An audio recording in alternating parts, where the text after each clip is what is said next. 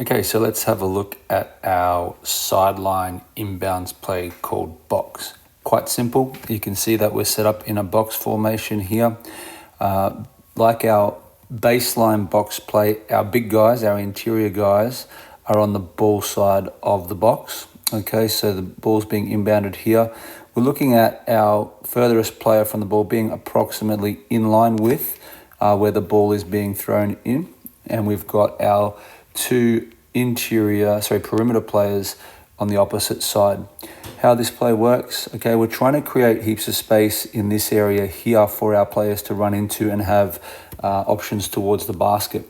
The first cutter is the top cutter, and they will be cutting off that top screen and start turning towards the basket. Now, most times this is actually wide open, and we would be passing that ball there for them to attack the basket. If they're not open at the same time as they've cut off within a split second, maybe a second or so just after, the opposite perimeter player will start cutting towards the ball here. So this player will, if he doesn't get it, will go through to the opposite corner. All right. The ball will likely come into the second cutter if the first cutter hasn't got it. And whoever inbounds the ball, automatic rule when you're inbounding from the sideline is to cut as hard as you can past the ball, because most of the time the defender's head will turn towards the ball and you'll be wide open. So it's like a foot race. You're sprinting, trying to get that ball back, looking for that open layup there. Now, if you don't get it, again, you're pushing through, and like in our other plays, we just push up from the baseline to the wing and we're setting up into that flow action with the three side on the opposite side to the ball.